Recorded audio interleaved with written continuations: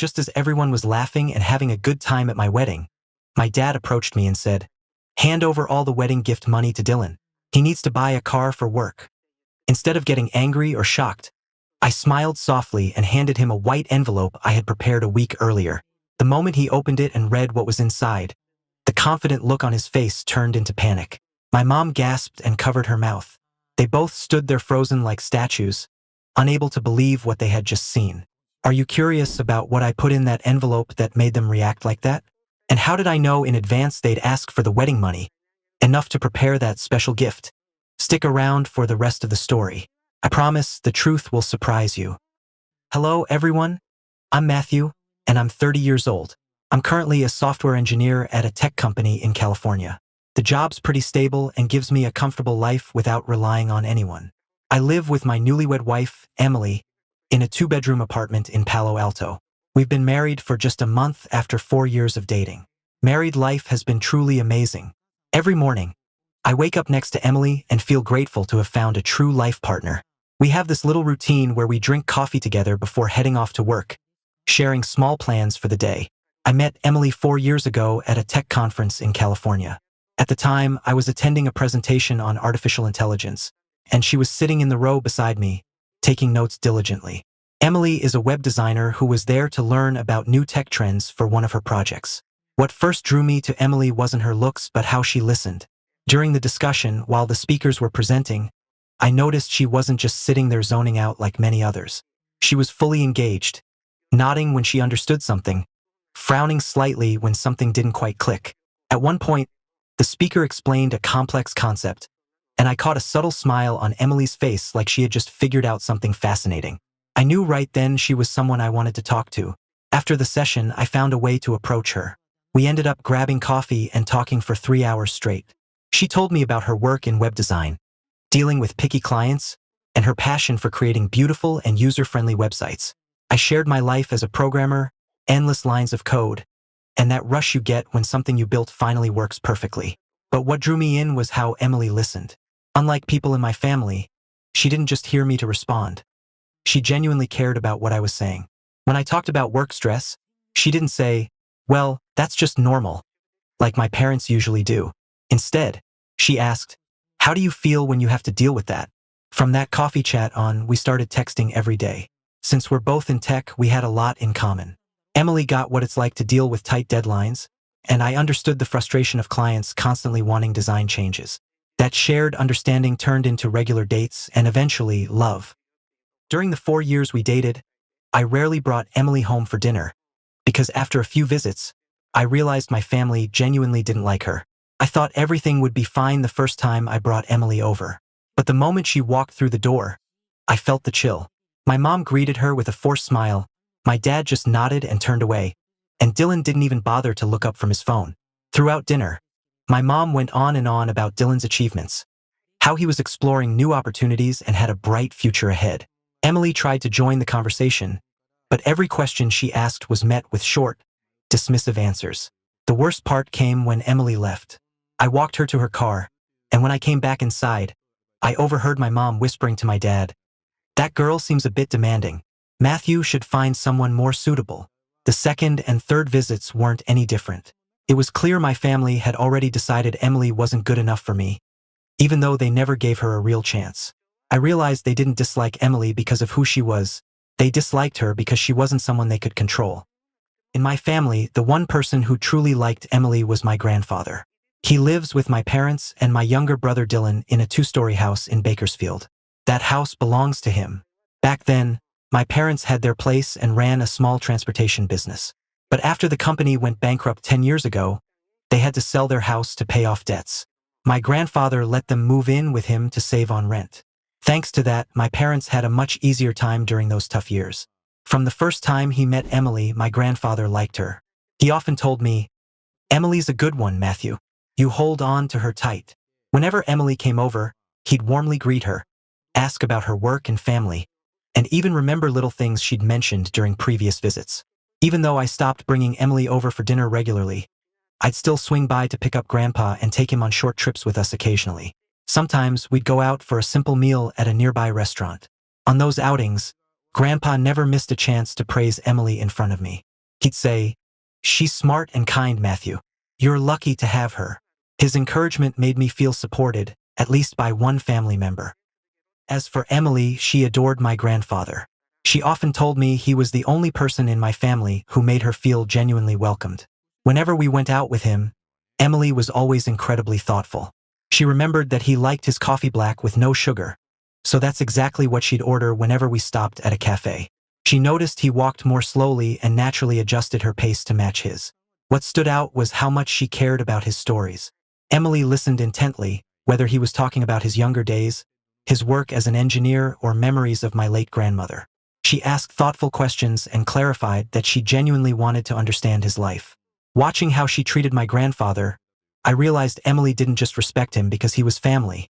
She genuinely cared for him like a friend, and that made me appreciate her even more.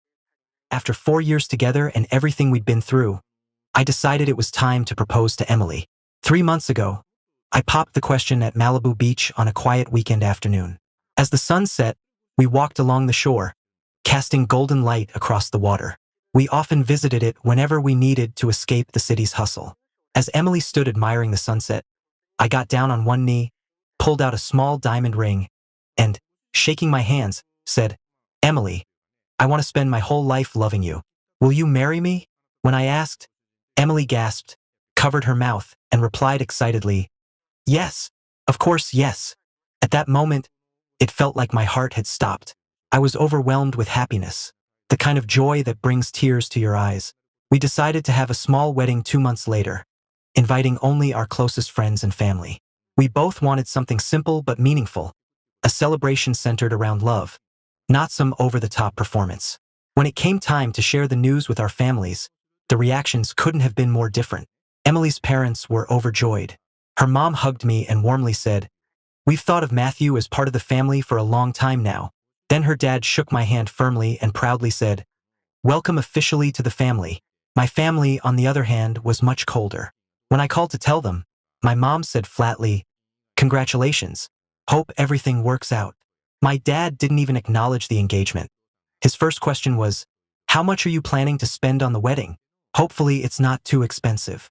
That contrast in how the news was received made me feel sad. Thankfully, I had Emily by my side to share the joy and the disappointment. During the next 2 months, Emily and I worked together to plan our wedding. We decided on a small gathering at a cozy restaurant in Santa Monica, inviting only about 50 close friends and family. Our main tasks were putting together the guest list, choosing the menu from the restaurant's offerings, and deciding on a few extra decorations. Emily wanted sunflowers because they symbolized joy and optimism. We also hired a photographer and a small band to keep the atmosphere warm and intimate. Every evening, we'd sit down and go over the details together. We chose to write our vows instead of using the traditional ones. Emily wrote about how I had changed her life, and I wrote about finding a true life partner. Planning the wedding brought us even closer. Those moments were filled with genuine happiness. I felt like we were building a bright future together. And then, just 2 weeks before the wedding, something happened. And now, as I'm telling this story, I realize just how grateful I am for my grandfather. My parents suddenly invited us over for dinner 2 weeks before the wedding. It caught us off guard because for months, they'd barely kept in touch with me, let alone made any effort to include Emily. When Emily and I arrived that Saturday evening, I immediately sensed something was off. When we stepped in, my mom rushed out with a broad smile and hugged Emily warmly, saying, "Emily, I've missed you so much. Come in, I made your favorite dish." Then my dad came out, unexpectedly friendly, shook Emily's hand enthusiastically, and asked, "How's work going?" "Matthew says you're talented with web design." Only Dylan stayed the same, cold and distant. He sat on the sofa, eyes glued to his phone, barely looked up, gave a quick nod, and mumbled a hello. Dylan had been unemployed for 6 months after getting fired from his last job for constantly showing up late. During dinner, the conversation zeroed in on the wedding. After a brief check-in about work, my mom seemed unusually eager and asked Emily, "How many guests are you inviting? Is it mostly close friends?" Right after that, my dad chimed in, giving us a curious look and asking, "Will there be many coworkers? I hear people in tech tend to give generous wedding gifts." Hearing that, Emily answered honestly, "We're only inviting around 50 close people, some coworkers, college friends, and our families." At that, My mom's eyes lit up and asked, "Did you two set up a gift registry? Or are guests free to give what they want?" Getting uncomfortable with the questions, I tried to respond gently, "We're letting guests decide. What matters most is having them there to celebrate with us." But it didn't stop there. This time, my dad kept pushing with a tone that conveyed a hint of intention. He said, "Wedding money can be a pretty decent sum. Have you two thought about what you'll do with it?" A bit confused, Emily looked at me, then politely responded, "We haven't planned that yet. Maybe we'll save it for the future." That's when Dylan suddenly looked up from his phone and said, with a tinge of jealousy, "Matthew's lucky. Got a stable job, getting married, and now a big wedding gift fund coming his way." Hearing that, my mom quickly shifted the conversation and sighed toward Emily. "Dylan's had such a hard time finding a job. The job market's just brutal right now." Then she looked at the two of us meaningfully and said, "Family should help each other. We're family after all." Throughout the dinner, it felt like they were probing into our finances. Every question circled back to money, the guest list, and especially the wedding gift money. Throughout that dinner, the only person who didn't touch on anything sensitive was my grandfather. He asked where we were going for our honeymoon and when we were thinking about having kids. Thanks to those questions, I was so grateful to him because my parents finally stopped talking about money and gifts for a while. Around 9 p.m., we decided it was time to head out. Grandpa walked us out to the car to say goodbye. As I opened the car door and got ready to step in, he quietly slipped a small piece of paper into my hand. He gave my hand a gentle squeeze, like a signal, then stood upright and warmly said, "Drive safe, okay?" I was completely caught off guard by that gesture, but the look in his eyes told me I shouldn't read it just yet. I finally unfolded the note once we had driven a bit down the road. Emily sat beside me, reading it with me under the streetlights. In shaky handwriting, he had written, "Your parents are planning to take Dylan's wedding gift money. Be careful. I've overheard them talking about it many nights." Reading those words sent a chill down my spine. Emily covered her mouth in shock and asked me, "They can't do that, can they?" Hearing her question, my heart started pounding. I pulled over to the side of the road, hands trembling as I held the note. In that moment, I realized my grandfather had just saved me from a major betrayal. Everything made sense now. Tonight's dinner, the oddly friendly behavior, the probing questions about guests and money. All of it was part of a carefully planned scheme. I felt a slow, burning anger rise inside me, but along with it, a deep sense of gratitude for my grandfather. That night, sitting in our apartment, Emily and I couldn't stop thinking about the note my grandfather had given me. The soft yellow glow from the living room lights made the space feel cozy, but my mind was consumed with heavy thoughts. Rereading those words, "Your parents are planning to take the wedding gift money for Dylan," brought back memories of all the times my parents had favored Dylan over me. It was like watching an old film in my head, each frame filled with the pain I had tried for years to bury. I grew up in a well-off family in California. My dad ran a small transportation business, and his steady income gave us a comfortable life. But ever since we were kids, Dylan has always been the golden child. He's 4 years younger than I, and maybe they spoiled him endlessly because he was the youngest. They favored Dylan unquestioningly. I was told to let him have toys when we fought over them. They said I needed to be understanding when he broke my things because he was younger. When he got bad grades, they hired private tutors. When I struggled academically, they told me to figure it out independently. That kind of favoritism was just a regular part of my childhood. Luckily, I had my grandfather. He was the only one in the family who ever saw the unfairness. When I felt left out, he'd take me for walks in the garden and share stories from his youth. He taught me that life isn't always fair, but what matters is learning how to create your chances. Then, 10 years ago, when I was 20 and Dylan was 16, my dad's business collapsed due to a major lawsuit and heavy competition from bigger companies. Our finances took a nosedive. They had to sell the house and move in with my grandfather. That's when Dylan's life began to spiral. Before the bankruptcy, Dylan lived like a little prince. He got everything he wanted without effort. When the money dried up, he didn't know how to adjust. He kept expecting the same lifestyle, assuming someone would always take care of things for him. I took a different path. After the collapse, I quickly found a part-time job to help pay my college tuition. I learned how to save, how to live independently, and how to face adversity head-on. Every challenge became a valuable lesson that helped me grow. Now, at 26, I can see it. My parents' favoritism and indulgence didn't help Dylan. It crippled him. He's been unemployed for 6 months, with no drive to change. Every time he gets a job, he quits after a few months because he can't handle the pressure or the discipline. And me? Honestly, their favoritism pushed me to work harder and build the life I have now. Being forced to stand alone taught me patience, resilience, and how to solve problems. I have a stable job, a solid income, and an incredible partner. You'd think my parents would be proud of that. They should see that their tough love or neglect, depending on how you look at it, had some positive outcome. But instead, they're once again trying to take what rightfully belongs to me and hand it over to Dylan. The wedding gift money isn't just cash. It's the well wishes and love from friends and coworkers for Emily and me. It's the foundation of our new life together. Their attempt to take it and use it to save Dylan isn't just theft. It's a deep insult to everyone who gave us that blessing. Looking over at Emily, I felt fortunate to have a partner who truly understood. She wasn't just angry at my family. She was ready to stand with me through this fight, and I knew I couldn't let them go through with their plan. It was time to draw a clear line. I couldn't let Dylan and my parents take advantage of my kindness. Sitting there in silence, an idea began forming in my mind. The next day, Emily and I got to work on a surprise just for them. And I'm certain, once they received it, they'd be stunned to realize that I was ready for their game this time. 2 weeks later, our wedding occurred at a charming little restaurant in Santa Monica. The entire space was decorated with sunflowers, just as Emily had wanted.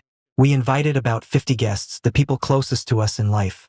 Emily's parents and siblings were there, along with some extended family, college friends, and colleagues from our companies.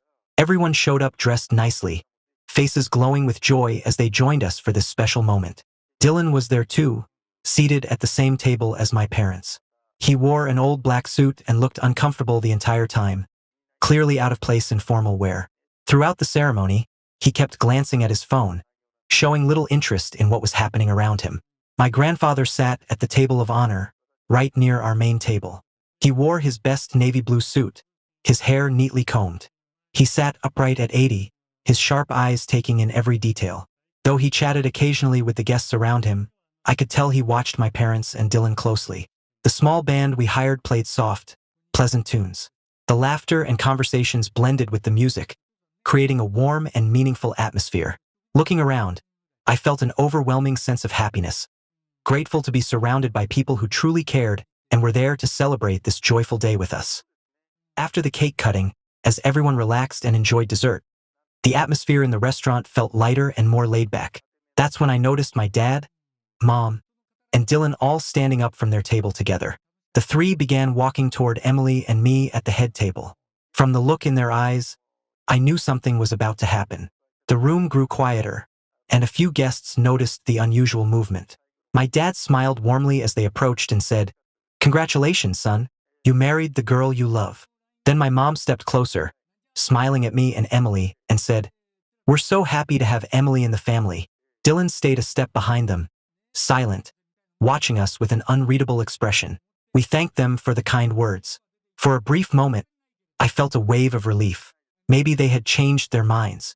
Maybe Grandpa had been wrong, or they had truly decided to support us. But less than a minute later, my dad leaned in and asked quietly, "So, did you two get a lot in wedding gifts?" The moment he asked, my heart started pounding. The relief I'd felt evaporated instantly. This was it, the moment Grandpa had warned me about. I frowned and asked, "Why do you want to know that?" He scratched his head casually and replied, "Just curious. If it's a lot, maybe you could lend us some." My blood boiled. They were doing it just as Grandpa had said. I didn't hesitate. "No," I said firmly. "That money is for Emily and me. We already have plans for it." Then my mom jumped in, pleading, "Could you just lend it to us for now? We'll pay you back when you need it." At that moment, anger and disappointment hit me all at once. I looked her straight and asked, "You mean for Dylan, right?" Instant silence. All three of them froze. Their faces said everything. The tension in the air was thick, and nearby guests had started to turn their heads toward us, sensing something was off. A few seconds later, unable to take the silence any longer, I spoke louder this time. "That money belongs to Emily and me. I'm not giving it to you." I thought that would be the end of it, that after being denied again, they'd back off. Maybe they'd try another tactic later, or at the very least, drop it for today on my wedding day. But what happened next left me stunned. My dad's expression changed completely. The friendly smile vanished, replaced by a cold, firm stare. He wasn't pleading anymore. With a commanding tone, he looked me dead and said, "Give all the wedding gift money to Dylan. He needs a car to get to work." That sentence hit the room like a cannon blast. Guests nearby heard it. They began turning around, confused and uneasy. And in that frozen moment, I knew Grandpa had been right. This wasn't just about borrowing a little money. This was a demand, an attempt to claim everything meant for me and Emily. After that sentence, I knew it was time to implement our plan. Emily and I had prepared for this exact moment. Instead of reacting angrily or raising my voice, probably what my parents had expected, I smiled calmly, almost mysteriously. It wasn't a sarcastic or hostile smile. It was the smile of someone who had seen it all coming. My dad's eyes flickered with confusion. He was expecting a confrontation and some pushback, but not this kind of quiet, composed confidence. I slowly stood up and adjusted my suit jacket with deliberate care. Every eye in the room was now on me. The restaurant had gone silent, except for the soft music playing in the background. With steady hands, I reached into the inside pocket of my jacket and pulled out a white envelope that Emily and I had sealed carefully days ago. Holding it up, I looked at my dad, the same calm smile still on my face, and said, "This is my contribution to the family." Then, I extended the envelope toward him. He took it with a satisfied look, probably thinking it contained cash or a check from the wedding gifts. Still behind him, Dylan leaned in slightly, clearly curious about what was inside. The guests nearby had now turned their full attention to us, wondering what was happening. My dad held the envelope with smug satisfaction, probably thinking he had just made the perfect move. Behind him, Dylan looked excited, his eyes lighting up at the thought of a new car coming his way. My mom smiled contentedly, maybe even proudly, believing she'd successfully convinced me to do the right thing for the family. My dad slowly tore open the envelope a few seconds later, still wearing that confident smile. He pulled out the sheet of paper inside and read it, line by line. I overheard his face. First line, he was still smiling. Second line, the smile started to fade. Third line, his brows furrowed. He reread it. By the time he got to the last line, everything changed. The smile vanished completely, replaced by shock and confusion.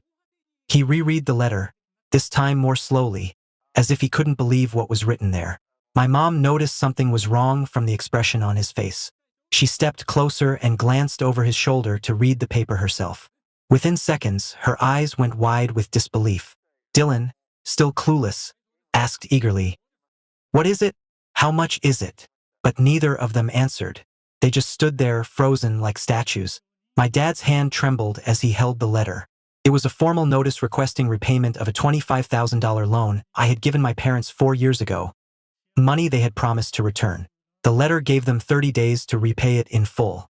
The tension in the room skyrocketed. Guests nearby could feel something was wrong. Conversations died out. Heads turned. The quiet hum of celebration gave way to stunned silence. As they stood there, still stunned by what they had just read, Emily's father got up from his seat, his expression full of concern, and asked if something was wrong. This was the moment I had been waiting for. I slowly stood up, and Emily rose beside me. Every guest was now watching, completely tuned into what was unfolding. With a steady, calm voice, not angry, just firm, I said, "Today is Emily's and my wedding. We're incredibly grateful to all of you for being here to celebrate with us. But just now, my father asked me to hand over our wedding gift money so Dylan could buy a car for work." Gasps and murmurs rippled through the room. People looked at each other in disbelief. Some shook their heads, stunned. Emily's parents exchanged worried glances, while several of my coworkers looked visibly angry. A wave of quiet chatter swept across the restaurant. I continued, "What I just handed him wasn't wedding money. It was a formal notice requesting repayment of a $25,000 loan my parents took from me 4 years ago to pay Dylan's college tuition." The entire room erupted in disbelief. People leaned in to whisper, and others sat back in shock. The air buzzed with tension and astonishment. That $25,000 was money they borrowed from me 4 years ago. At the time, Dylan was in his final year of college, and my parents were struggling financially as my dad's company was teetering on collapse. They came to me, desperate and worried, asking for help to pay Dylan's last tuition bill.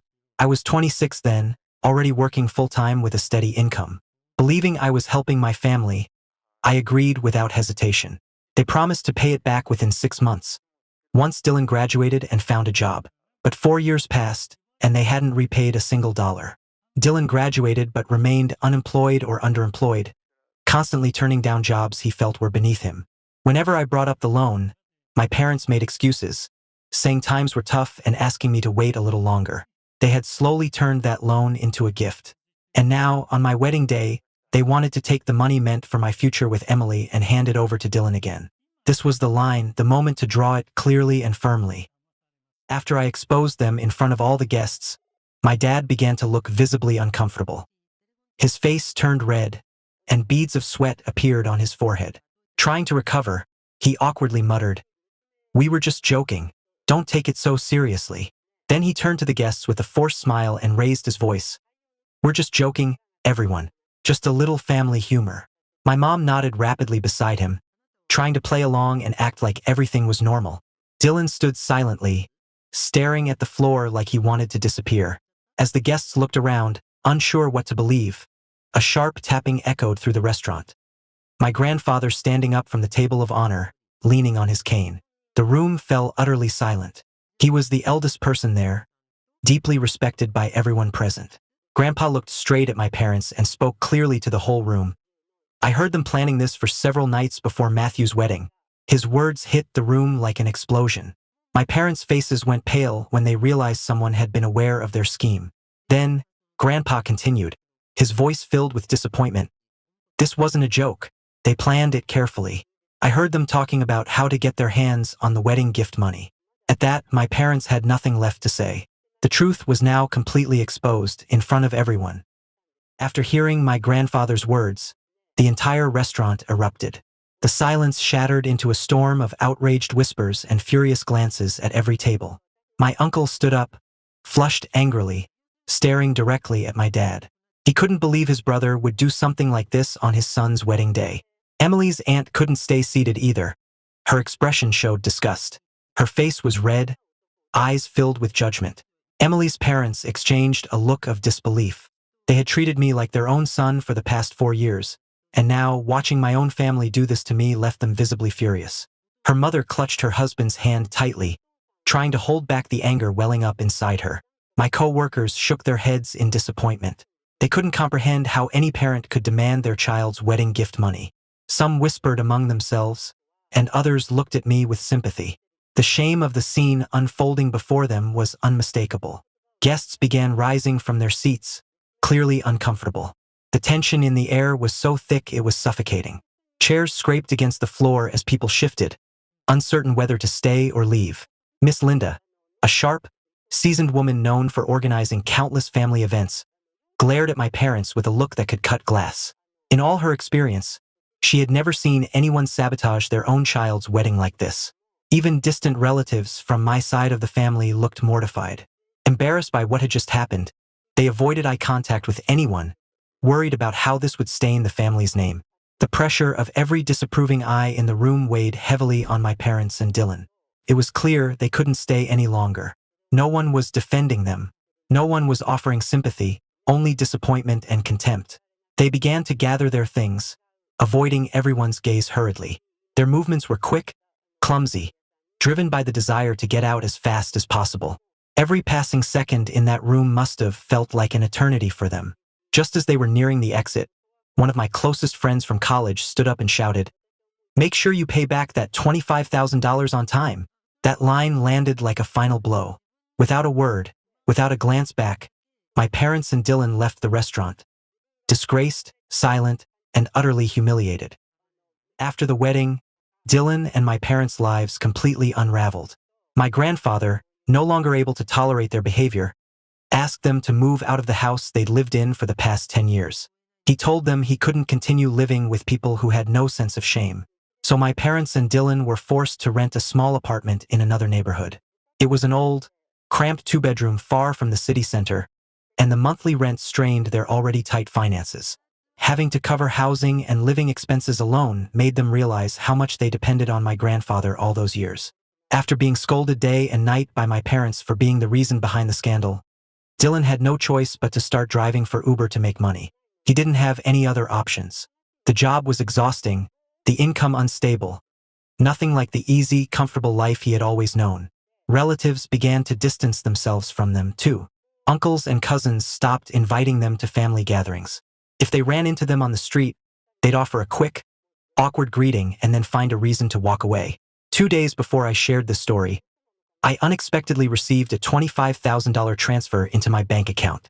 No message, no apology, just the money. I figured they must have taken out a bank loan or sold off something to meet the deadline stated in that envelope. I didn't feel joy or triumph when I saw the money in my account. I felt peace. Peace in knowing that I was no longer being taken advantage of. Peace in knowing I had finally drawn a line with people who didn't respect me. If you're in a situation like mine, remember this: being family doesn't mean you have to accept being mistreated. Don't let your kindness be exploited, no matter who it is. Sometimes saying no and setting boundaries is the most loving thing you can do for yourself. You deserve respect. And if someone can't give you that, maybe they don't deserve a place in your life. I'm sharing this story not to shame my family, but to connect with anyone who might be going through something similar.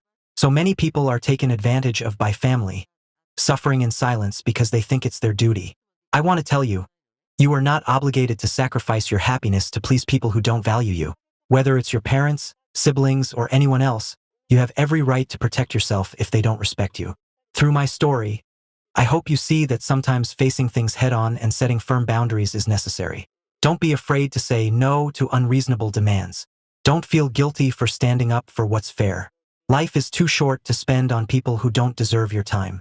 Focus on those who genuinely love and respect you, like Emily and my grandfather did for me. That's the end of my story. Thank you for listening. Don't forget to subscribe, like, and share this story. And leave a comment to let me know what city and country you're watching from. I'd love to see how far the story has reached worldwide. Thank you.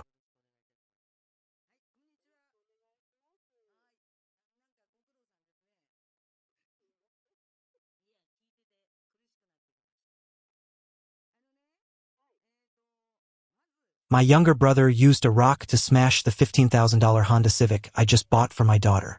The sound of breaking glass, the metal getting scratched up, the image of my daughter standing there crying her heart out in my parents' yard. It's all still burned into my mind like it happened yesterday. Why did my brother do that? And how did my family react when they witnessed that scene? Let's dive into the story. Before we get into the details, let me send my heartfelt thanks to you. Thank you for taking your valuable time to listen to this story. Hello, everyone. I'm Daniel, 45 years old. I'm a senior software engineer at a tech company in Sacramento, California. The story I'm telling today happened during Christmas 2 years ago, and even now, every time I think back on it, I still feel emotions welling up inside me. Maybe it's anger that's cooled down over time, or perhaps it's sadness over a family relationship that's been broken forever. That day was December 24th, Christmas Eve. My family went back to my parents' house in Stockton for the traditional Christmas party like every year. My parents had invited about 20 people, including close and distant relatives and a few close neighbors. Around 3 in the afternoon, my wife and I drove from Sacramento to Stockton. My daughter Anna, who was only 16 at the time, drove the 2018 Honda Civic behind our car. I had just bought her that car 2 months earlier for nearly $15,000 so she'd have transportation for school. The car wasn't fancy or expensive, but it was Anna's first car. She loved it like a treasure. Every weekend, Anna would spend time carefully washing and maintaining the vehicle. She even named it Silver because of the shiny silver paint. Throughout the drive, I'd occasionally look in the rearview mirror to check whether Anna was keeping up. She drove very carefully, always keeping a safe distance behind us. Seeing my daughter confidently behind the wheel like that, I felt so proud. On the way there, my wife Sarah talked about the gifts she had prepared for my parents. The atmosphere in the car was warm and cheerful. I had no idea that in just a few hours, that joy would be crushed so cruelly. Around 5 in the afternoon, we arrived at my parents' house. I parked in front of the yard, and Anna had just parked her Honda Civic right behind me. She got out with a bright smile and ran into the house to greet Grandpa and Grandma. At that moment, Mom was standing at the door, her face lighting up when she saw us. She hugged Anna tightly, her voice full of love as she said to Anna, "Here's my granddaughter. I missed you so much. Are you doing well? How's school going?" Anna smiled brightly and answered Grandma with an excited voice. I'm doing great. I just finished my semester exams. Got really high grades, Grandma. Dad also stepped out from the living room at that moment. He smiled and nodded to greet me, then gently patted Anna's head. He was a serious man who rarely showed emotions, but with Anna, he always gave the most loving gestures. Going inside the house, I saw that some relatives had already arrived. I saw Aunt Linda, Mom's younger sister, chatting with Uncle Harold. A few neighbors were also there, sitting around the table, helping Mom prepare food. And then I saw my younger brother, Brian. He was standing in the corner of the living room, holding a glass of wine, talking to his wife, Lisa. Next to them was Alex, Brian's son, a 13-year-old kid with bleached blonde hair and a face that always looked arrogant. When he saw me, Brian just nodded briefly and turned back to his conversation. Brian is 2 years younger than I am. He currently owns a small electronics store in Modesto. His business isn't bad, but Brian always brags and compares himself to others. The new Mercedes, worth nearly $70,000, parked outside was the most evident proof of that. Right from the moment I saw Anna's Honda Civic parked next to Brian's Mercedes, I had a bad feeling. Brian's eyes swept over Anna's car with a look of disdain, while Alex stared at it with strange curiosity. The Christmas dinner started around 6 in the evening. Mom had prepared a lavish feast with roasted turkey, mashed potatoes, Caesar salad, garlic bread, and lots of other traditional dishes. The delicious smell of food wafted through the house, mingling with the lively chatter and laughter of the guests. For the first hour or so, everything went really well. I sat next to my wife, chatting with relatives I hadn't seen in a long time. Anna sat at a table with some younger cousins, telling them about school and her extracurricular activities. I noticed Alex, Brian's son, kept looking over at Anna with curious eyes. That 13-year-old kid seemed really interested in the Honda Civic. He even got up and went out to the front porch several times, probably to admire the car from a distance. Around 7 in the evening, I was sitting in the living room talking to Uncle Harold about the real estate market when suddenly, a blood-curdling scream rang out from the yard outside. That scream was Anna's. My heart felt like it stopped beating in that moment. I jumped out of my chair and ran toward the front door. My wife, Sarah, ran right behind me. The other guests also rushed outside to see what was happening. When I ran out to the yard, the scene in front of me made me freeze like someone had slapped me across the face. Anna's Honda Civic had been completely smashed up. The windshield was shattered. The hood was dented with deep gouges. Both headlights were broken entirely, and the shiny silver paint was now covered with long scratches. And Anna, my daughter, was standing there sobbing next to the car. Her whole body was shaking with fear and anger. As soon as she saw me, Anna ran toward me, crying, her voice choking and broken. "Dad, Dad, my car got smashed, Dad." Seeing my daughter crying, I ran over to Anna and hugged her tight. She sobbed on my shoulder, her whole body trembling. I tried to keep my voice calm, even though my blood was boiling, asking my daughter, "Who did this? Tell me." Anna looked up at me, her eyes red from crying. She pointed toward Brian and Alex, who were standing a few meters away. Her voice was both angry and pained. "Uncle Brian and Alex smashed my car, Dad. They smashed my car right in front of me." Hearing Anna's words, I let go of Anna, turned around, and charged straight at Brian with uncontrollable rage. As soon as I got close to Brian, I grabbed his collar tight and pulled him toward me. My face was only inches from his, and I roared with a voice full of hatred. Why? Why did you do that? Are you crazy, Brian?" Brian was caught off guard by my action. He tried to struggle, but I held tight and wouldn't let go. His eyes showed panic for a moment, but right after that, he regained his composure and pushed my hands away with a face full of fake outrage. He kept yelling, "Let me go! What's wrong with you? Why are you touching me?" Relatives quickly rushed in to break it up. Uncle Harold and a neighbor pulled me away, while Aunt Linda helped Brian stand up straight again. The atmosphere was suffocatingly tense. In the middle of that chaos, my dad stepped out from the crowd. His face was stern, his sharp eyes sweeping over each person. He stood between Brian and me, his voice deep and authoritative. He asked loudly, "What's going on here? Someone explain this to me." Brian immediately spoke up first. He said in a voice full of false victimhood, pointing at Anna, "You should ask that Anna girl over there. She's being selfish with the family. She even insulted and challenged Alex and me." Hearing Brian say that, I was so angry I wanted to rush over and punch him right then and there. But Uncle Harold was still holding my arms tight, not letting me move. I gritted my teeth and shot back at Brian. "You're lying. My daughter would never insult and challenge people." At that moment, Anna was standing next to my wife. She was crying and shaking her head, her voice choked but determined.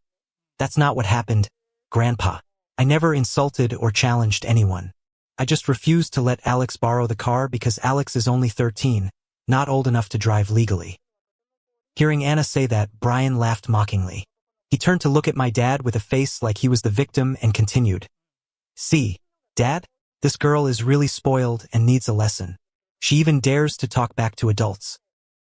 Right after Brian finished talking, my mom suddenly yelled, "Enough!" Everyone went silent and turned to look at her. My mom is a small, gentle woman who rarely raises her voice, but when she did speak up, no one dared to argue back. Then Mom turned to look at my dad, her voice calm but firm. "David, go check the camera. See who's telling the truth and who's lying."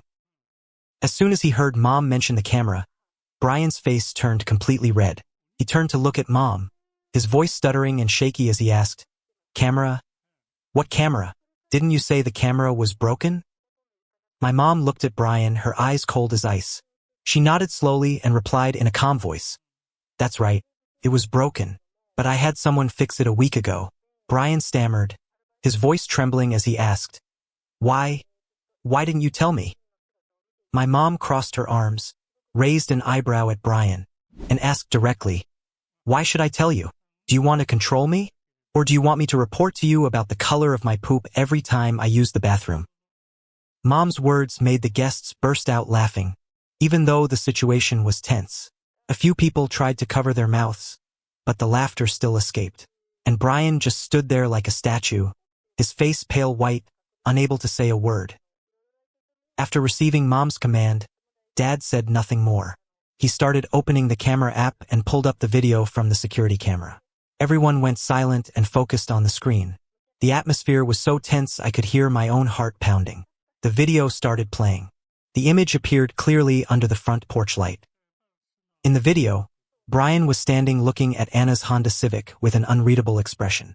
Alex was walking around the car, touching every detail, from the door handles to the rearview mirrors.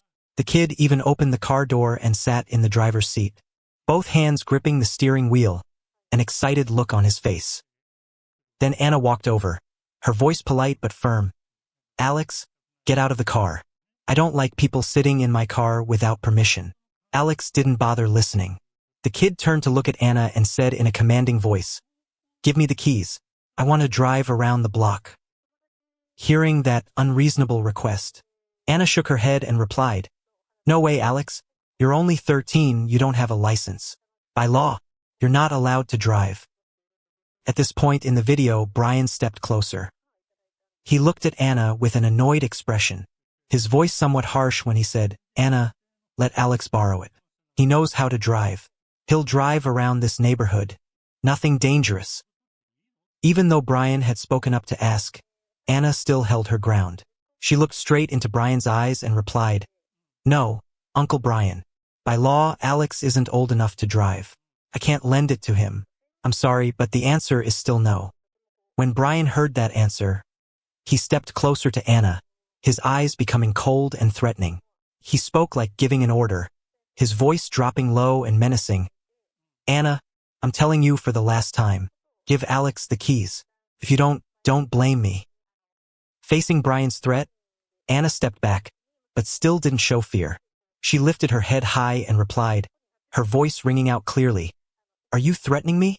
I said no means no. Whatever you say, I won't change my mind." Right after that statement, Brian lunged toward Anna with a fierce look, but she was quicker, running to another corner to stand, away from the car.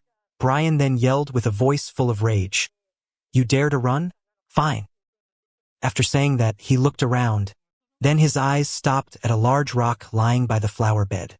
He bent down, picked up the rock, and walked over to the car with a terrifying expression. He raised the rock and smashed it hard into the windshield. The sound of breaking glass rang out piercingly. Alex also jumped in. The kid yelled with crazy excitement. "Smash it, Dad! Show her who's boss!" The kid used another rock to hit the car body, scratching the paint with a look of twisted pleasure. The father and son duo, Brian and Alex, worked together to destroy Anna's car while she stood crying and screaming in the corner of the yard, her voice desperate. "Stop it! Please stop!" Right after that came the image of all of us arriving. After watching that video, the atmosphere was suffocatingly silent. Everyone was shocked by what they had just witnessed. Brian and Alex stood motionless, their faces pale as wax figures. Lisa, Brian's wife, also stood next to her husband, her expression panicked. She didn't dare look anyone in the eye. I turned to look at Anna. My daughter was crying in my wife's arms, her whole body trembling from the painful memories that had just been replayed. After watching the video, my wife Sarah was the first to speak up.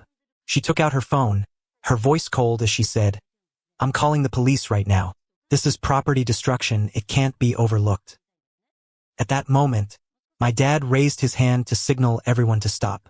He turned to look at Sarah, his voice calm but full of authority. "Sarah, hold off on calling the police.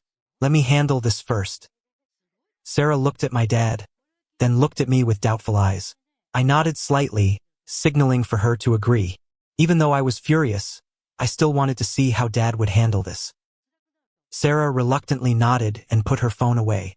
She said with a firm voice, "I agree, but I'm only waiting 30 minutes. If there's no satisfactory result, I'm calling the police immediately." My dad nodded, then turned to look at Brian and slowly said, "Brian, I'm only saying this once. You and Alex apologize to Anna right now. After that, you pay $30,000 in damages." Brian was stunned after hearing that. His eyes widened, and he stammered with a voice full of outrage.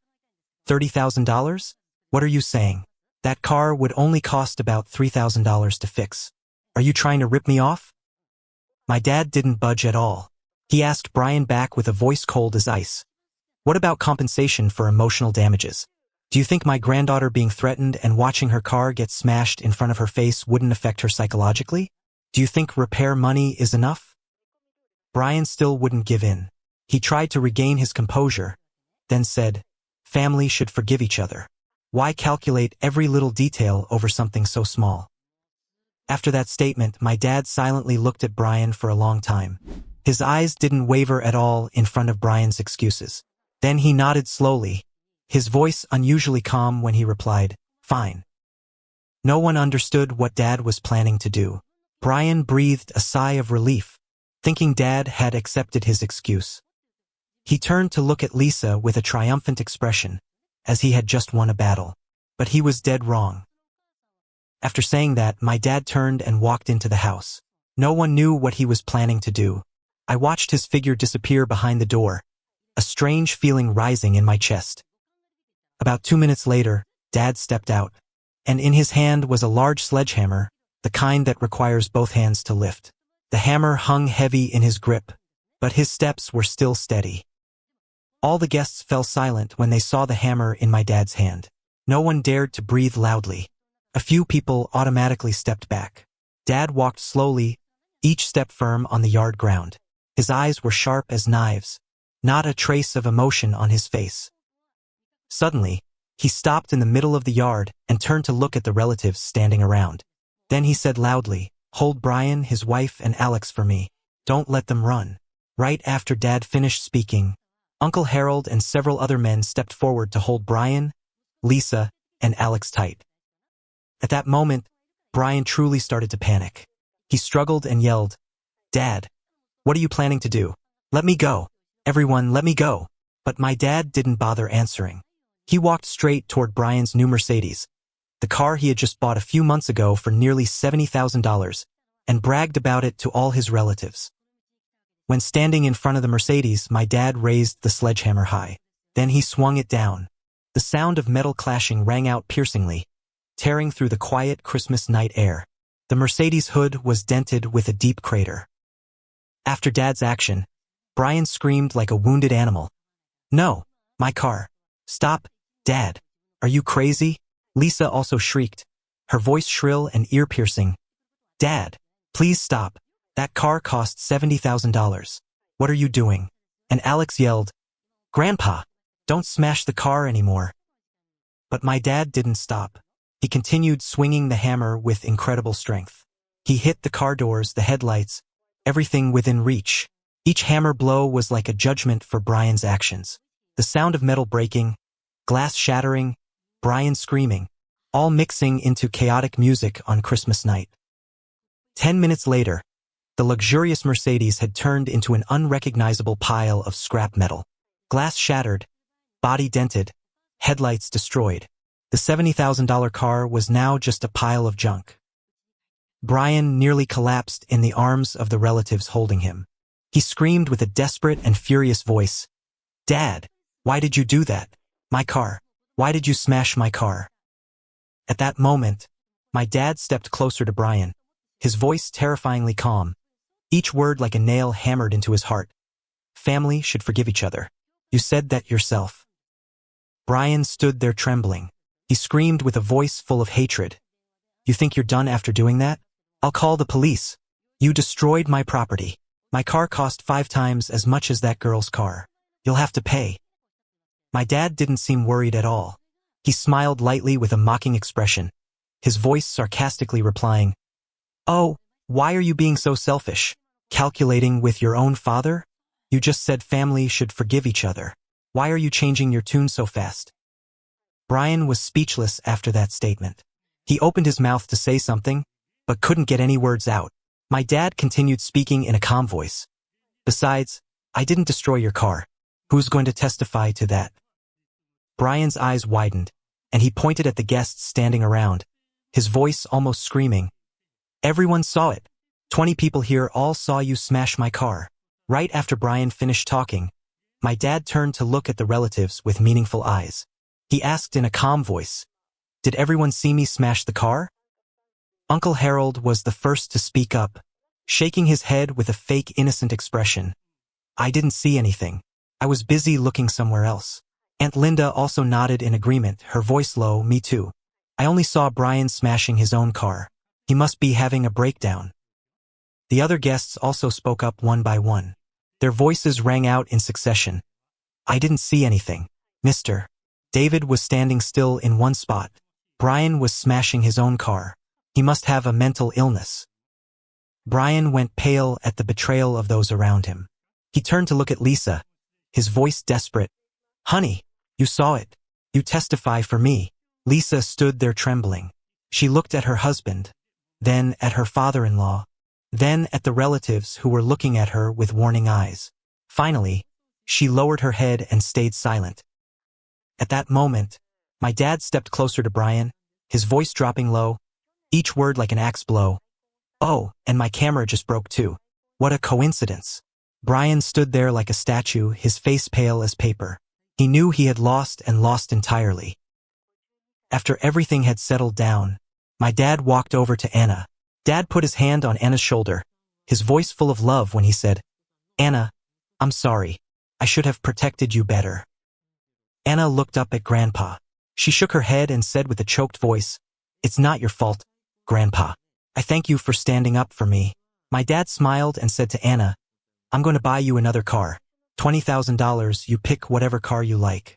As for that old car, we'll sell it to a used car lot for whatever we can get. Deal? Anna's eyes widened in surprise. She looked at Grandpa, then looked at me as if asking for permission. I nodded to my daughter, signaling agreement. Anna hugged Grandpa tightly, her voice breaking with happiness and emotion. Thank you, Grandpa. Thank you so much. My dad patted his granddaughter's head, his eyes gentle but still tinged with sadness. Standing a few meters away, Brian witnessed that scene. He stammered and asked Dad, What about my car? You're buying her a car but not compensating me for mine? My dad turned to look at Brian, his voice curt, without a trace of sympathy, as he replied, Fix it yourself. Brian was speechless, unable to believe what he had just heard. He stammered, his voice full of indignation. Dad, you're playing favorites. You're giving your granddaughter $20,000 but telling me to fix my own car? My dad stepped closer to Brian. Standing face to face with him, he asked, playing favorites, how? Anna is my granddaughter, so giving her money is the right thing to do. As for you, you're just an outsider who happens to share DNA with me. Brian stepped back like someone had punched him in the chest. His face completely changed color. My dad continued speaking in a cold voice.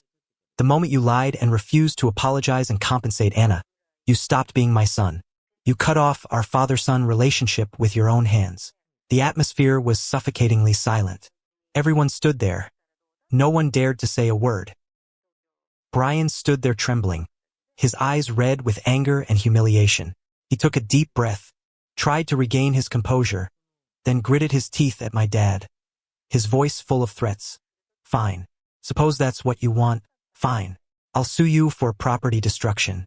My car was worth $70,000. 5 times more than that girl's car. You'll have to compensate for everything plus damages for emotional distress.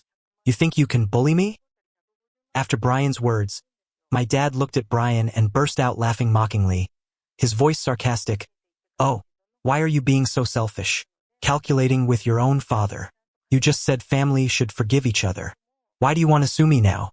Brian gritted his teeth and yelled. This is different. You destroyed my property. I have the right to demand compensation. My dad nodded slowly, his voice calm like he was talking about the weather. Yeah, go ahead and sue.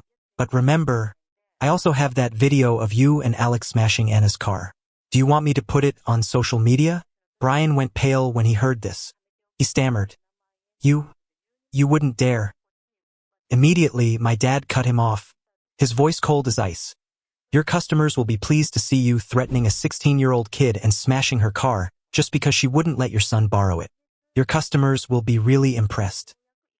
Brian stood there like he'd been struck by lightning. His face was pale white, his hands trembling. He knew if that video went viral, his reputation would be destroyed. His electronics store would lose customers, and the career he'd built all these years would collapse. At that moment, Lisa stepped next to her husband. She pulled Brian's arm and whispered in his ear with a panicked voice. Let's go, honey. Don't make this bigger. Let's go home. Brian looked at his wife, then at my dad, then at the relatives standing around with cold eyes. He knew he had failed. His voice full of hatred, he said, Fine. I'll never come back to this house again. Consider that you don't have me as a son. From now on, we cut off our relationship. My dad looked at Brian, his face devoid of emotion. He nodded slowly and replied in a cold voice. Good. I've been waiting for you to say that for a long time. But remember, don't come back here crying and begging later. This door is closed to you forever. Brian gritted his teeth. He turned to look at me with eyes full of hatred, growling, Daniel, don't expect me to forgive you either. You and your daughter will pay for what happened today. At that moment, I looked straight into Brian's eyes and replied, I don't need your forgiveness. And if you dare touch my daughter one more time, I won't just call the police. Brian opened his mouth to say something, but Lisa had already pulled him away. She turned to call Alex with an urgent voice. Alex, follow me. We're leaving right now. Alex hurried after his parents. The kid didn't dare look at anyone, his head hanging low. Brian's family called a taxi and left into the cold Christmas night. His smashed Mercedes still lay there as a reminder of what had happened. After Brian and his family left, the atmosphere at the party gradually returned to normal. My mom walked over to Anna. She hugged her granddaughter and whispered in her ear with a voice full of love. My granddaughter is so good. You did the right thing. Don't be sad anymore. Anna nodded and hugged Grandma tight, her voice soft. Thank you, Grandma. A few seconds later, my dad signaled for everyone to continue the party. He said in a calm voice, All right, it's over now. Everyone keep eating and drinking. Today is Christmas night. Don't let unpleasant things ruin the party. Although the atmosphere was still a bit tense, people gradually returned to the party. Laughter and conversation began to ring out again, though not as lively as before. At that moment, I walked over to Dad, put my hand on his shoulder, and said with a grateful voice, Thank you, Dad. My dad looked at me, his eyes gentle but still tinged with sadness. He sighed and said to me, I failed in raising Brian. He became like that partly because of my mistakes, but I couldn't let him hurt my granddaughter. I nodded, an indescribable emotion rising in my heart. I understood what a difficult decision Dad had to make. Giving up your own child is never easy, no matter how terrible that child might be. 3 days after that Christmas party, my dad drove a dark blue 2022 Honda Civic to my house in Sacramento. That day, Anna was sitting in the living room doing homework when she heard the doorbell. She ran to open the door and froze when she saw Grandpa standing there, holding the car keys. Seeing Anna, my dad smiled and said, "Here's your new car. Promised, didn't I? Go take a look." Anna screamed with joy. She ran to the yard and looked at the new car with bright eyes. She turned back to hug Grandpa tight, her voice choked with emotion. "Thank you, Grandpa. Thank you so much. I'll take really good care of it." My dad patted his granddaughter's head and said, "I know you will. You're a good kid. I'm proud of you." After that, Dad came inside to sit and have tea with Sarah and me. He told us that Brian had sent people to tow away the wrecked Mercedes the day before. Dad sighed and said to me, his voice full of weariness, he didn't say a word to Mom and me, just sent people to get the car and left. Your mom is despondent, but she understands this was the right decision. I nodded and asked Dad, "Do you regret it?" Dad was silent for a long time. Then he slowly shook his head and replied, "No, I don't regret protecting my granddaughter. I only regret not raising Brian better when he was young. If I had been stricter, maybe he wouldn't have become like this." I didn't know what to say, so I just put my hand on Dad's shoulder as a way of comfort. 2 years have passed since that fateful Christmas night. Brian has never returned to my parents' house. He kept his promise, or maybe it was a threat, that he would never set foot here again. Alex, Brian's son, also doesn't visit his grandparents. The kid is now 15, but he's never shown up for any family occasions. In fact, when my mom accidentally ran into Alex at the supermarket a few months ago, she walked over to say hi, but the kid just looked at her with cold eyes and said with a contemptuous voice, "You're not my grandma. Don't claim to be." My mom stood there, as if someone had slapped her across the face. She silently watched Alex turn his back and walk away, her eyes red but not shedding a single tear. When Mom told me about this, her voice was calm, but I could feel the deep pain in her heart. She sighed and said to me, "I don't blame him.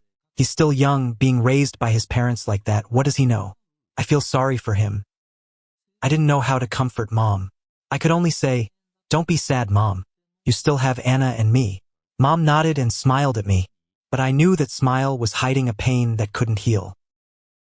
Looking back on the journey of the past 2 years, I've learned 5 important lessons. Lesson 1. Teach children to say no and protect their boundaries.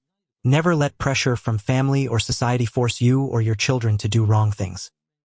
Lesson 2. Excessive spoiling creates spoiled children. Teach kids that they can't have everything they want, and being told no is a regular part of life. Lesson 3. Never let the word family become an excuse for others to bully you. A real family isn't a place where people can hurt each other without consequences. Family love must be based on mutual respect. Lesson 4. Actions speak louder than words. Sometimes you have to make difficult decisions to protect the people you love. The final lesson. The consequences of bad actions will follow you for life. Think carefully before you act because you can't turn back time. My family's current life is pretty peaceful. Anna is now 18 and getting ready for college. She still drives the Honda Civic that Grandpa gave her, and every time she mentions the car, she remembers Grandpa with deep gratitude. My parents still live in the house in Stockton. They're still healthy, though sometimes I can see sadness flash in their eyes when someone accidentally mentions Brian. As for Brian, he's still in Modesto running his electronics store. We don't stay in touch anymore, and probably never will again. Even though many people supported us, some still criticized my family. They said Anna was too selfish, and that's what led to the family drama. They told my dad played favorites with Anna. What do you think about that perspective? Leave your thoughts in the comments below this story. Thank you for following this long story. If this story touched your emotions, don't forget to subscribe to the channel, hit like, and share the story with people around you. See you again in the following stories.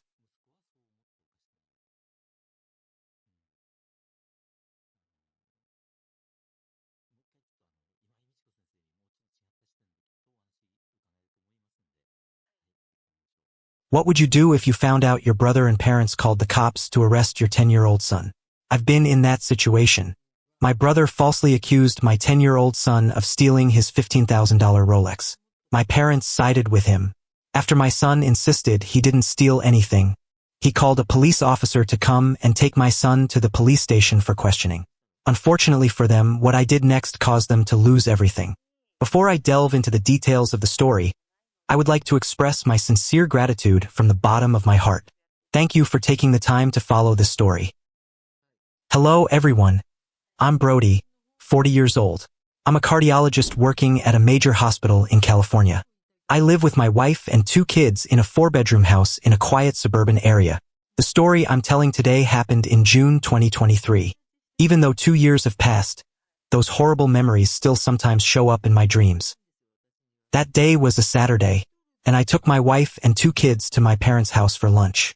Their house is only about 20 miles from mine, so we still see each other regularly on weekends.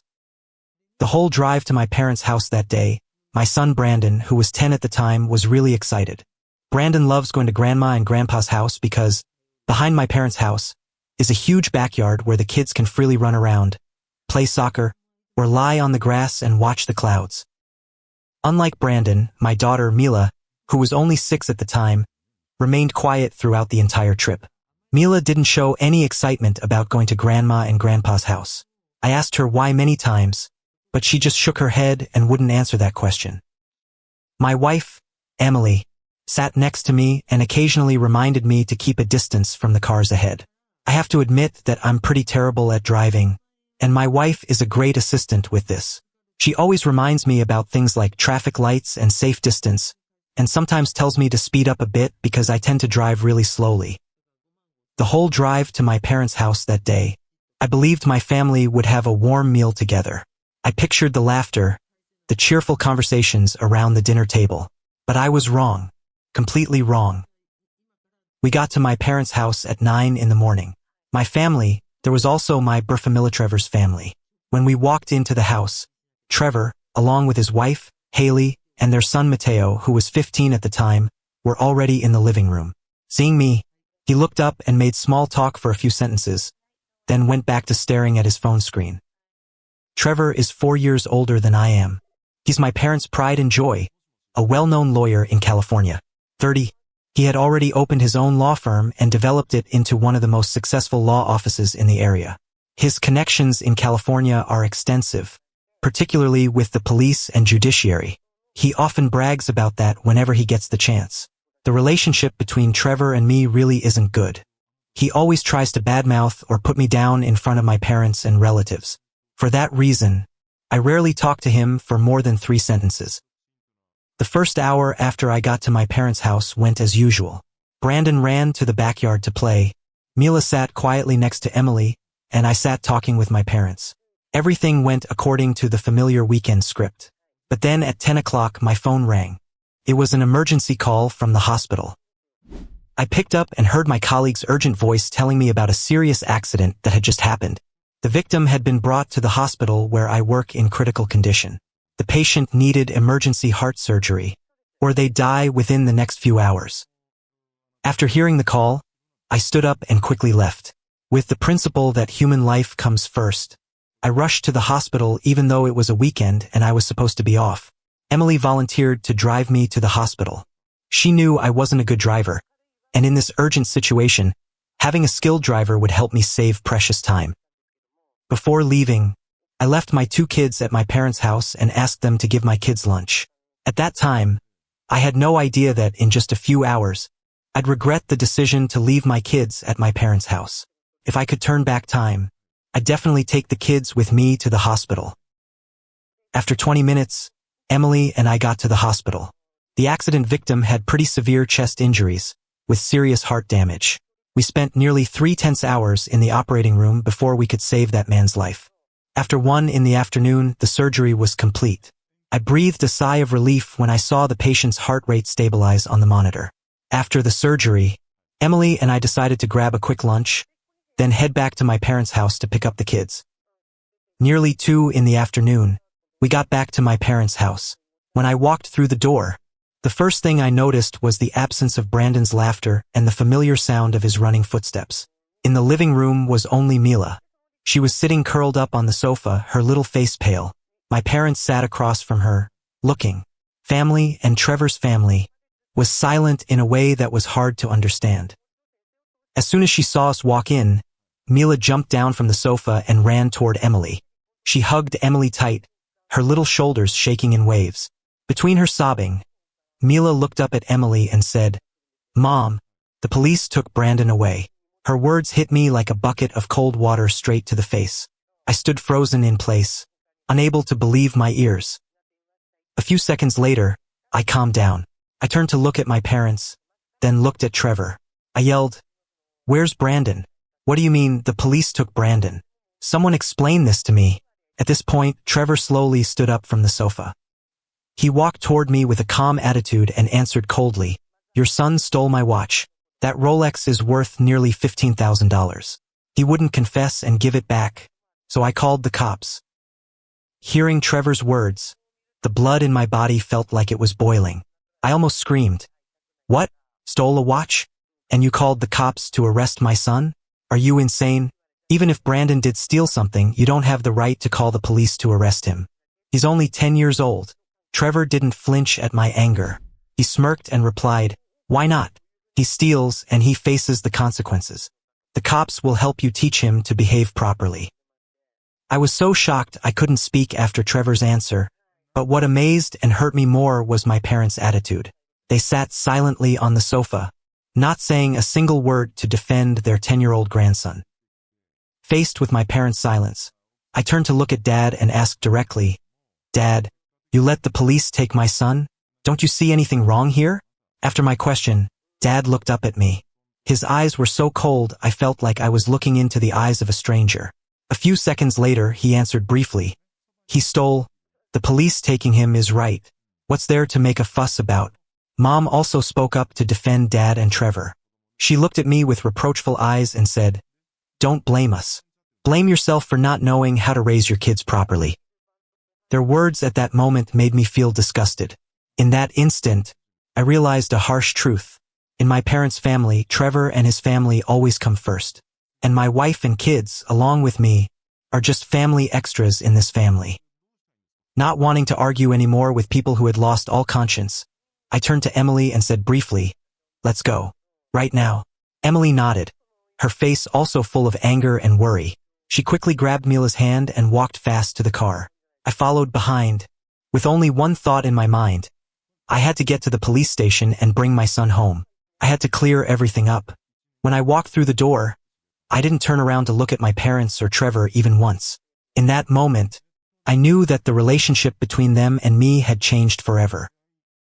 After getting to the car, Emily quickly got in the driver's seat and started the engine. She drove away as fast as possible. 30 minutes later, we were at the police station. Before the car even stopped completely, I opened the door and rushed inside. When I got there, I saw Brandon sitting at a separate table in the corner of the room. In front of him was a police officer about 40 years old, holding a pen and taking notes. He was questioning my son without the presence of parents or a guardian. The moment he saw me, Brandon's eyes lit up. Tears started flowing from the corners of his eyes, but the kid tried to hold them back. He wiped his hand across his eyes, trying to stay strong in front of me. He said to me, his voice shaky but clear, "Dad, I didn't steal Uncle Trevor's watch. I swear to you, I didn't take it." Seeing my son in that condition, I rushed toward the table and yelled at the police officer, "Let my son go right now.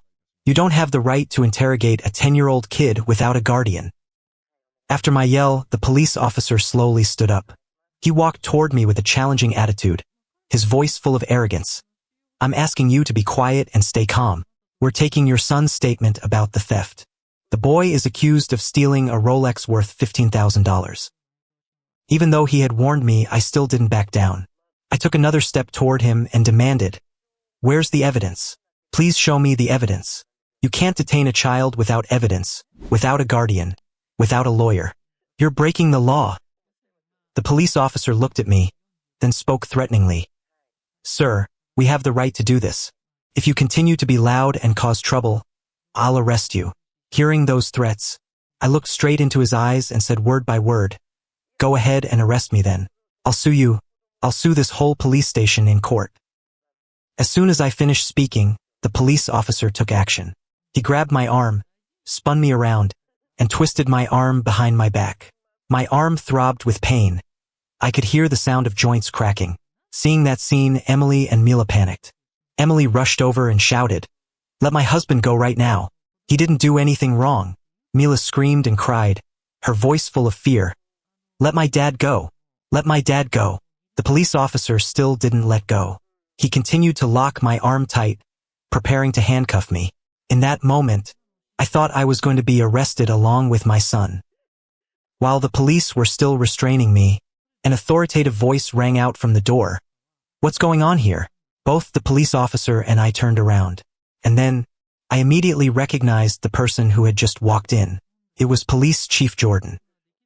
A year ago, I had personally performed heart surgery on his 8-year-old daughter. The little girl had a congenital heart defect, and the surgery lasted over 6 hours. I still remember his worried face as he sat waiting outside the operating room, and his happy smile when I announced the surgery was successful. Police Chief Jordan saw me in the position of being restrained. His eyes widened in shock, and he exclaimed, "Oh my God, Dr. Brody." I nodded back immediately. "It's me, Jordan. I need your help." Police Chief Jordan immediately ordered the officer.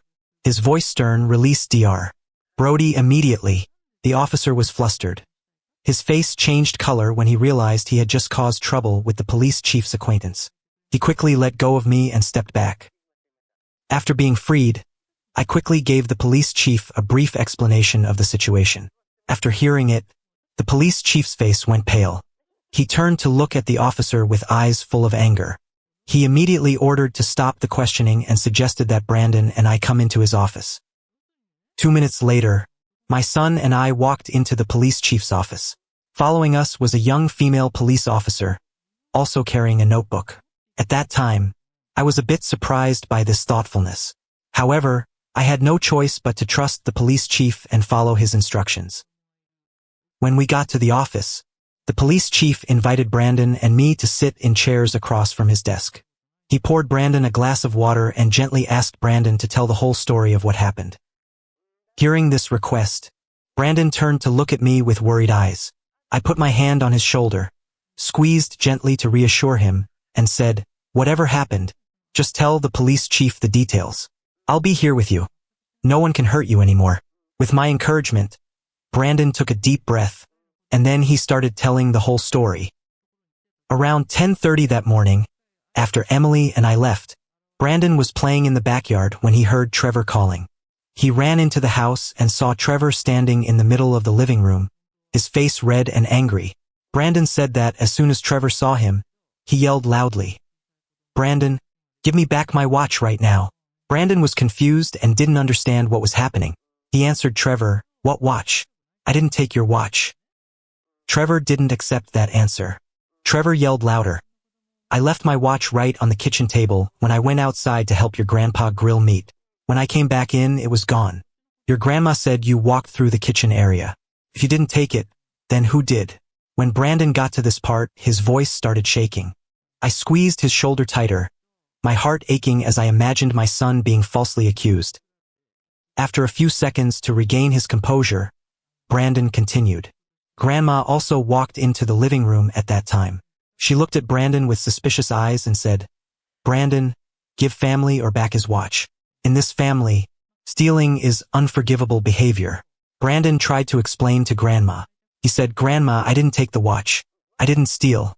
I swear to you." But my mom didn't believe him. She just shook her head and said Brandon should admit his mistake early to get it over with.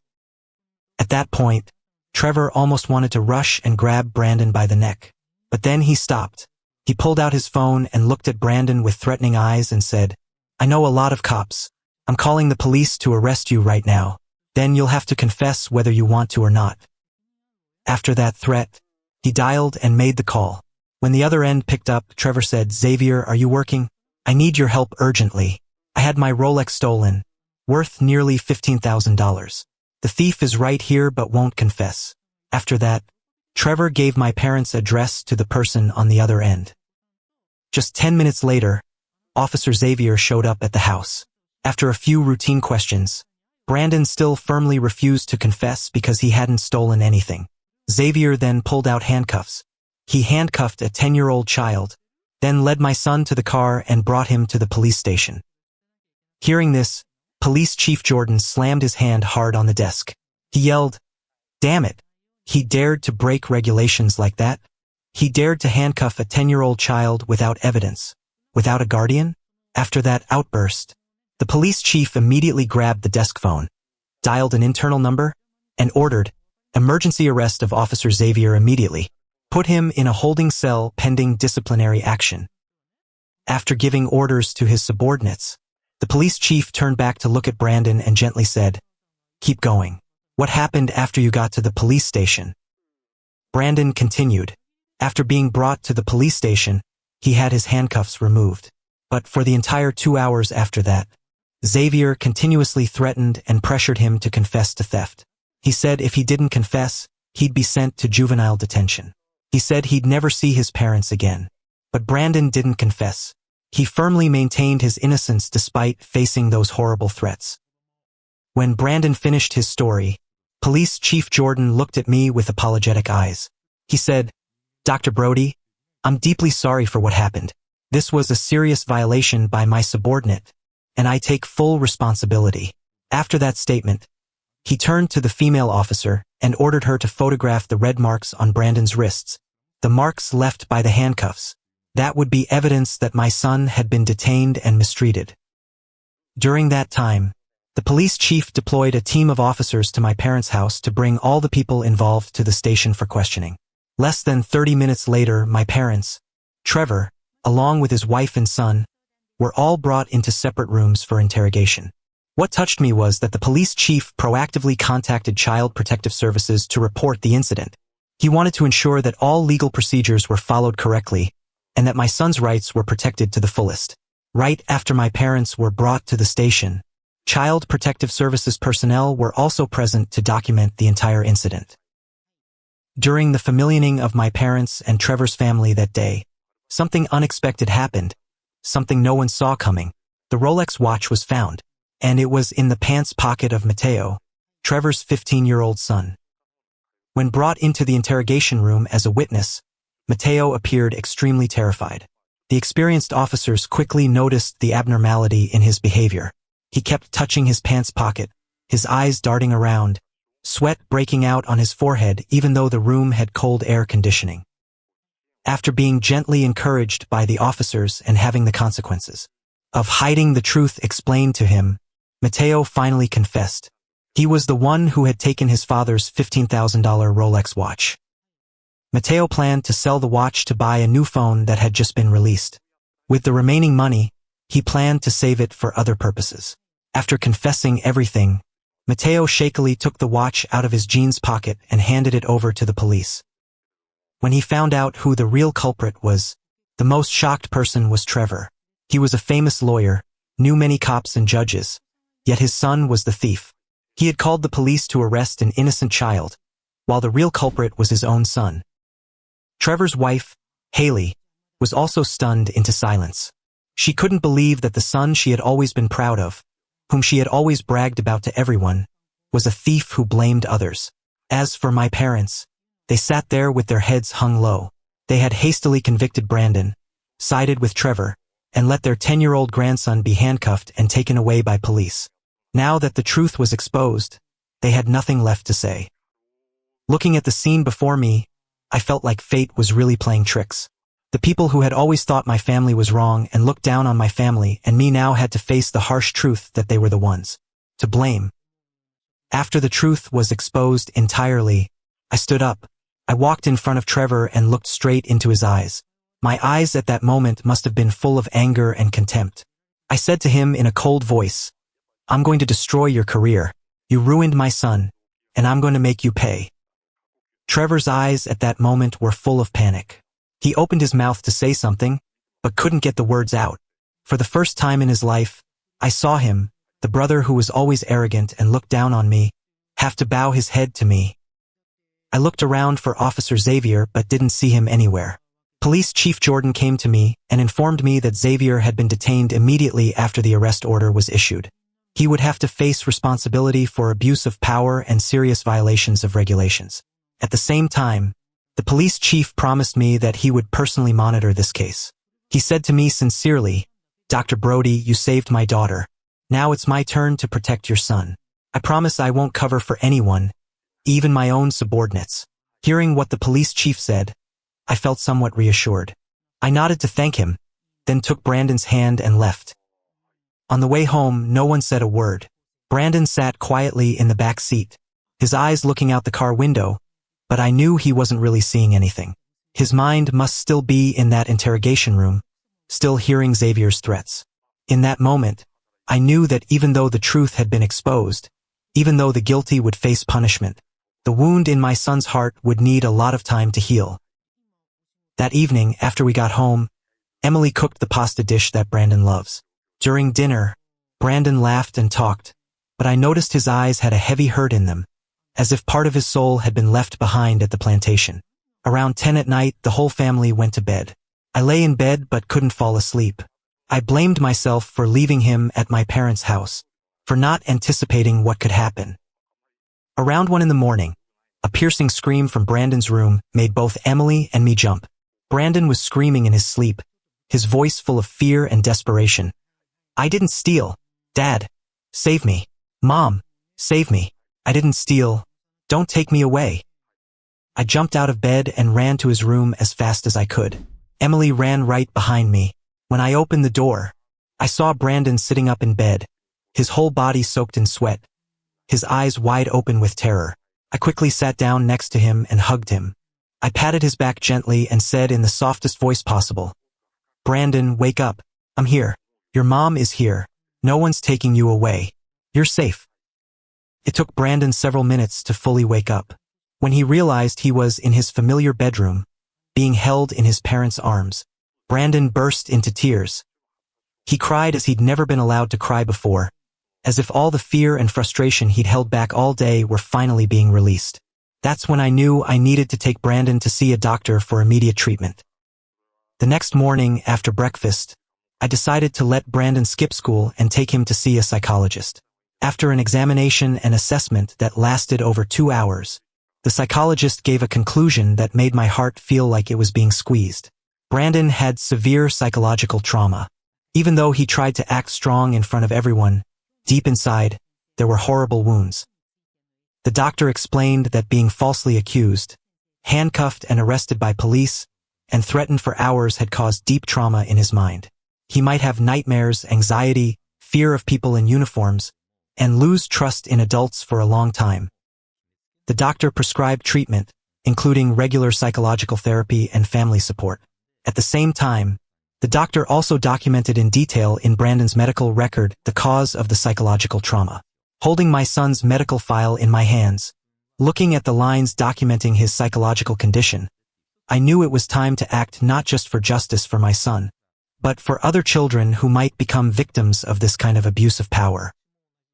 Because the case involved children and showed signs of severe police abuse of power, the file was immediately transferred to the prosecutor's office. Police Chief Jordan personally oversaw the case and ensured that all legal procedures were carried out in a timely manner. A criminal trial would definitely be held to get justice for my family. As for my parents and Trevor's family, they were released that same afternoon after completing their statements. I thought they'd stay quiet and wait for the trial, but I underestimated them. The next evening, around 7 o'clock, my doorbell rang repeatedly. I was sitting in the living room with Emily and the 2 kids when the bell rang, shrill and persistent as if the person pressing it had no intention of stopping. I stood up and walked to open the door. In front of me were my parents and Trevor. They stood there with small gift bags in their hands, their faces forced into expressions of regret and friendliness. I didn't let them get a word out. I looked straight into their eyes and said coldly, "Get lost." Just as I was about to close the door, Trevor quickly stepped forward and put his hand to block it. He looked at me with pleading eyes, utterly different from his usual arrogance. Knowing I couldn't stop them by closing the door, I turned toward the house and roared so Emily could hear. "Emily, take the kids upstairs. Right now. Immediately, she stood up quickly, took Brandon and Mila's hands, and led them up the stairs. After making sure the kids had gone upstairs, I pulled out my phone and dialed 911 right in front of them. Seeing me call 911, all three turned pale. They knew that, given the current situation, any additional incident with the police would exacerbate their legal situation. Dad was the first to speak, his voice trying to be gentle. "Brody, what's done is done, we're family. I'm asking you to say a few words in court to reduce Trevor's families." I replied with no emotion in my voice. "Family? When you let your 10-year-old grandson get handcuffed and taken away by police, did you think about the word family?" Seeing my determination, Mom also chimed in, her voice choking as if she was about to cry. "Brody, we all made mistakes. After all, Trevor is your brother. Family should forgive each other. Don't push things too far." Mom's words defending Trevor made me explode. I yelled, "Get out of here. Don't make me lose it." All three faces looked at me, full of fear. They'd never seen me like this. For all these years, I'd always been the one who gave in, who silently endured. After that yell, I didn't say another word. I slammed the door hard in their faces. The sound of the door slamming rang out like a declaration that the relationship between me and them was over. 5 minutes later, I heard their car drive away. 15 minutes after they left, the police came and knocked on my door following the 911 call I had made. I provided them with all the information about my parents and Trevor coming to my house to pressure me. They documented it and said they'd add it to the case file. Their coming to my home could be seen as witness harassment and attempting to interfere with the legal process. The trial took place a month later. Xavier's trial was held first. With undeniable evidence, he was sentenced to 3 years in prison. In addition, he was ordered to pay Brandon $1.5 million for the physical and mental damage he caused. At the same time, he was fired from the police force and permanently banned from working in any law enforcement agency. When the judge read the sentence, Xavier stood there with a pale face. He looked toward his wife and 2 children sitting in the back row, tears streaming down his cheeks. Next was Trevor's trial. Trevor was sentenced to 4 years in prison. He had to pay my son $500,000 in compensation and was permanently disbarred from practicing law. The law firm he had worked so hard to build over the past 10 years had to close down. The reputation he was always proud of, the connections with police and judges he liked to brag about, all turned to smoke. When the judge announced the revocation of his license to practice law, Trevor collapsed. He cried right there in court, the cry of a man who had lost everything. Haley, his wife, sat in the back row with a pale face. She must have been thinking about the future, about how to maintain their life when her husband went to prison, and they had no more income. As for my parents, there was no criminal sentence for them. However, I had asked the court for a restraining order against them. The court granted my request. The restraining order was permanent, prohibiting my parents from coming near me, Emily, Brandon, and Mila. They weren't allowed to contact us in any form. When the judge read the restraining order, my mom burst into tears. She looked at me with painful and desperate eyes. My dad sat silently, his face pale. Throughout that day's trial, I truly felt justice had been served. The law had protected my son and punished those who had harmed him. That was the most incredible comfort to me throughout those difficult months. After the trial, we continued taking Brandon to regular psychological therapy. After more than a year of therapy, Brandon had recovered almost completely. His smile had returned. Families, 2 years have passed since that horrible day. My family's life has now stabilized again. Brandon is 12 years old now. He's one of the best students in his class and the central striker on the school soccer team. Sometimes, when I sit watching him play soccer on the field, I still remember that day. I was a 10-year-old child sitting curled up in the interrogation room. And I'm grateful he was able to overcome it. Mila is 8 years old now, still quiet like before, but much more open. She hasn't mentioned Grandma and Grandpa since the incident 2 years ago, and I believe that despite being young, she's aware enough to understand that my parents are toxic people. Emily is still my strongest support. She stayed by my side through the most challenging months, without a single complaint. I don't know what I did to deserve a wife like her. As for my parents, since the trial, I've blocked all their contact numbers.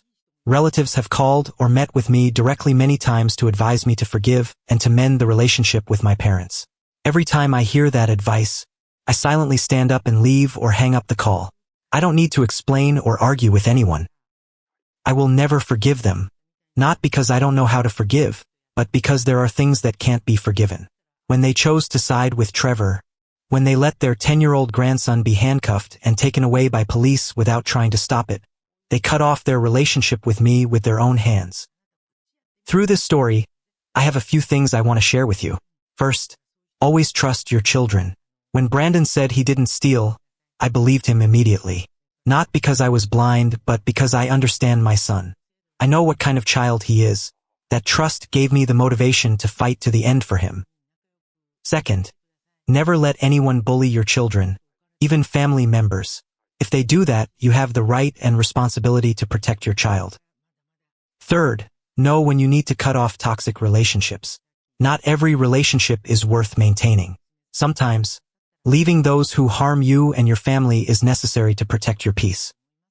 That's the end of my story. Before I finish this story, I want to ask you a question. If you were in my situation, would you forgive my parents if they wanted to come back and mend the relationship?